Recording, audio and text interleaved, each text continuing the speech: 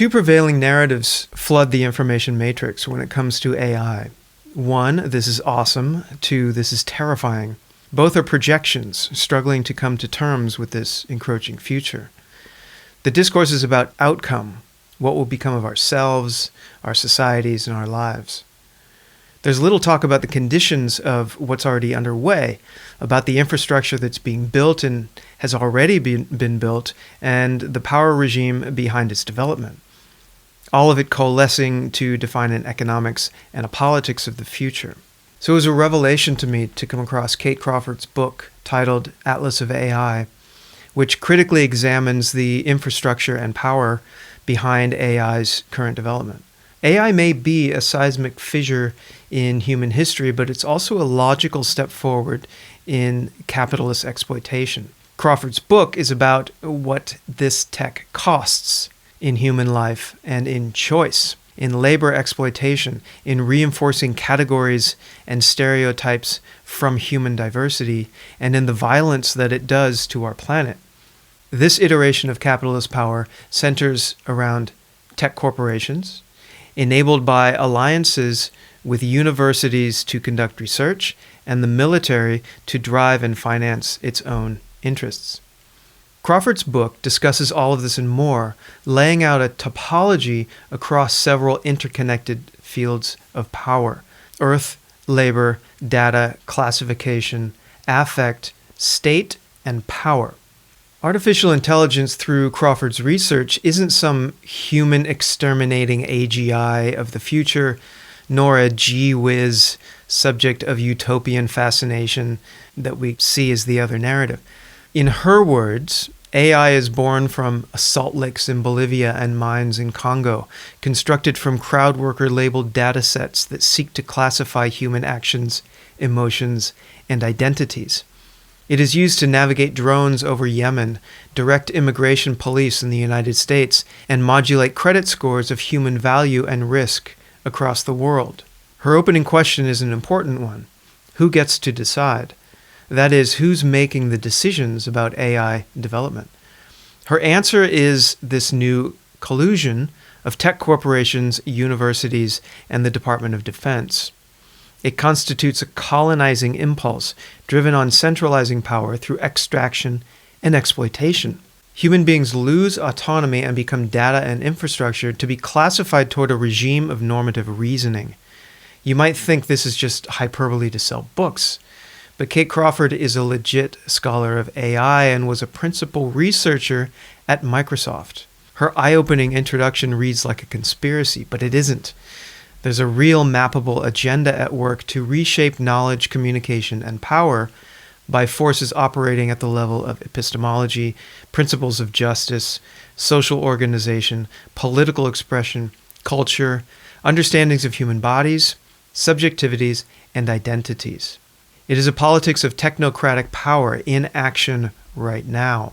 One of Crawford's repeating words is extraction. We think of data mining as a metaphor, she writes, but it's material. China supplies 95% of the Earth's rare materials which tech companies need to run their platforms.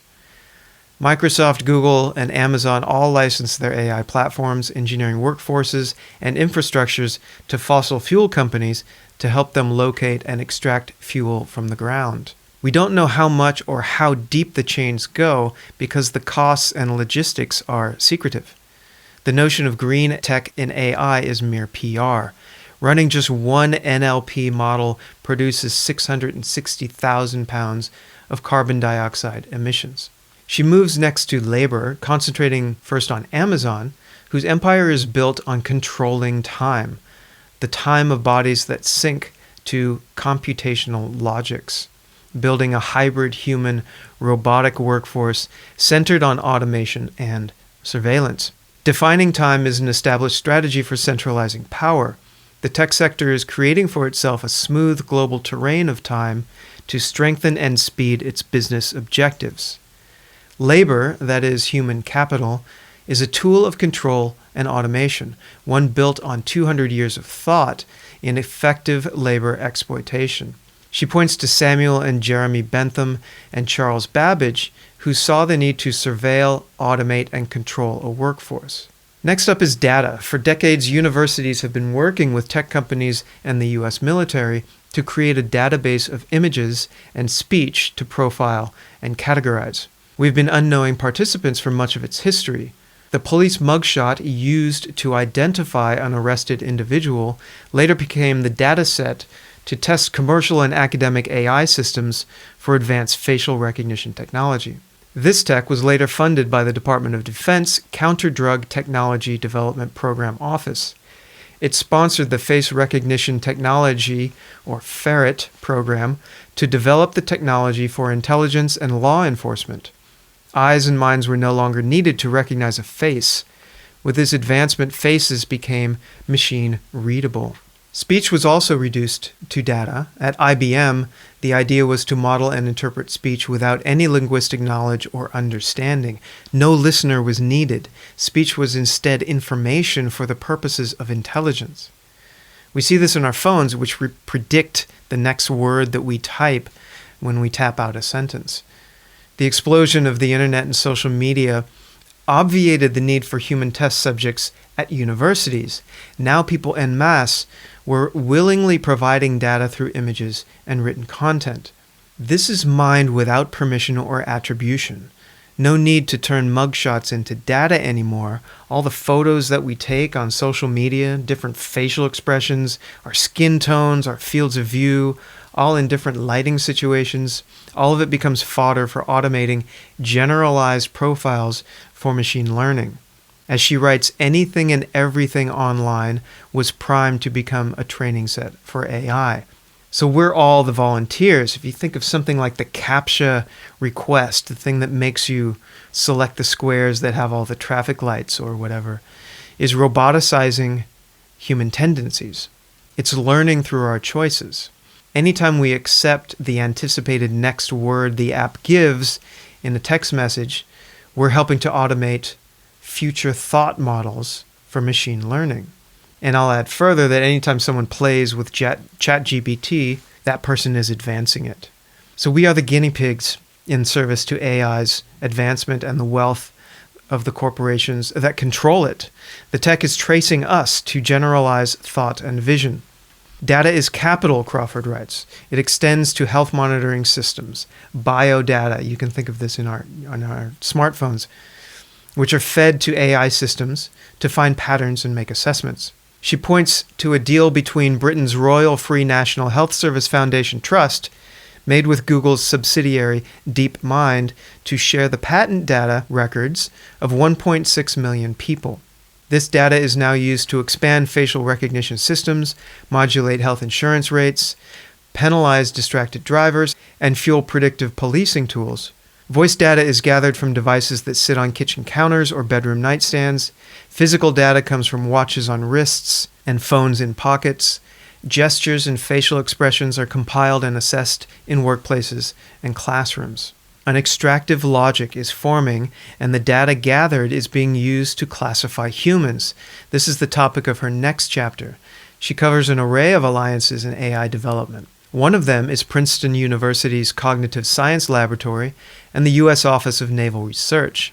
Another is Stanford University, working with U.S. intelligence and the Department of Defense. Tech startups using affect recognition technology to analyze videos of job interviews. They sell their tech to companies to test for universal trigger warnings like micro-expressions and vocal tones to assess honesty and other variables. So there's two glaring issues here. On the one hand, AI tech will mechanize, contain, and reduce thought, language, and ideas, which makes it easy to control by agents in power. The second issue is classification produces biases based on race, class, gender, disability, or age. This second issue will generate a lot of media attention. When criticized, tech companies will state that they're working on it. The first problem, classifying, automating, and containing of thought processes, will continue on largely ignored by the media. And this kind of marks a difficulty when concentrating on issues of identity. Tech firms excel at identity-based messaging to legitimize economic and labor exploitation. What will evade media attention is the first problem, that of power and control behind the eyes of the public. This is my editorializing of Crawford, by the way. She doesn't write about this problem of media, but I think it's very important. The chapter I found most disturbing was titled State, and this is drawing her book to a close. It chronicles in detail the collusion of government, military, science, academia, and the massive power and wealth of the technology industry that is so celebrated in corporate media and in classrooms worldwide. I see this in Asia all the time where I live. She's concentrating more on Europe and particularly the United States. She mentions a project called Project Maven, which is used to classify individuals from drone footage, which is used by the Department of Defense. Now, these companies bid to offer the technology to the Department of Defense in order to get these enormous contracts. Amazon, Microsoft, and Google tried to outbid each other in Project Maven to develop it. Google won, but when its employees protested, it went instead with Microsoft. There was a big protest by Google employees. To build AI war machines, Crawford writes, the Defense Department needs gigantic extractive infrastructures. They need skilled engineers and tech, so partnering with industry was necessary. The partnerships were mutually beneficial. If tech and the military can ally, they could gain national control and international dominance of AI in order to secure military and corporate advantage.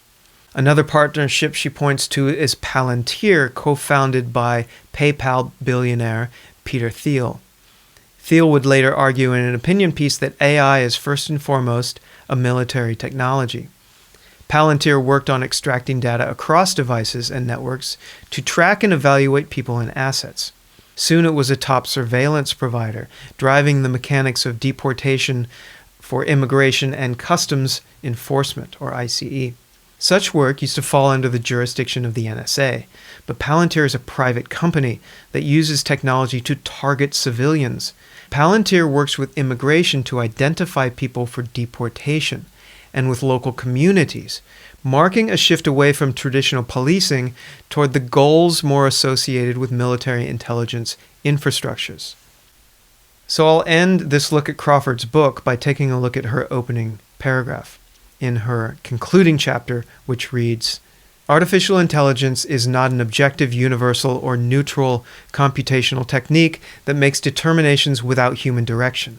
Its systems are embedded in social, political, cultural, and economic worlds, shaped by humans, institutions, and imperatives that determine what they do and how they do it. They are designed to discriminate, to amplify hierarchies, and to encode narrow classifications. When applied in social contexts such as policing, the court system, healthcare, and education, they can reproduce, optimize, and amplify existing structural inequalities. This is no accident. AI systems are built to see and intervene in the world in ways that primarily benefit the states, institutions, and corporations that they serve. In this sense, AI systems are expressions of power that emerge from wider economic and political forces, created to increase profits and centralize control for those who wield them.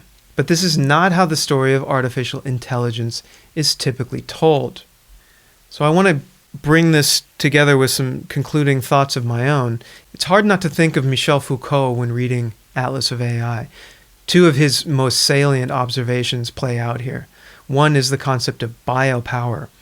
This is a term that refers to how the state uses technology in managing people and societies. The other is the binding relationship of knowledge and power. Both of these concepts are drawn from his concept of discipline, which describes the institutionalization of norms to train and habituate human subjects. Knowledge in this case isn't something one has, but a commodity for the deployment of power. This is something I mentioned in my previous video on AI. Knowledge is a commodity of both the tech industry and the state, which, through AI advancement, are codifying their control over citizens. Corporate media, often bound to tech industry profits, acts as its propaganda machine, selling narratives of human advancement, even as it balances itself through stories of concern. AI is media's latest fascination.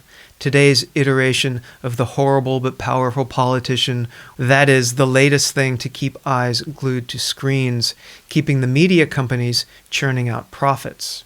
As Crawford writes, there's little point in discussing the ethics of AI. To do so is like asking weapons manufacturers to work in the interests of peace. She's not alone here. I recommend also reading Rodrigo Ochigame's piece, The Invention of Ethical AI. Like Crawford, Ochigame is a tech industry insider. His essay supports Crawford's research, and vice versa, showing how academia and big tech work together to invent a false language of ethics, one which serves the interests of power. And this is Crawford's exact point. Instead of ethics, we need to address issues of power. Instead of glorifying company founders, venture capitalists, and technical visionaries, we should begin with the lived experiences of those who are disempowered, discriminated against, and harmed by AI systems. I'd argue further that we need to give attention to how these alliances are enabled by corporate media, which legitimizes AI advancement in service of its own financial interests. Crawford doesn't address the media very much, but it's integral to the growing AI power alliance, one that ostensibly gives the people what they want, but does far more to harm creativity, thought, and human differences.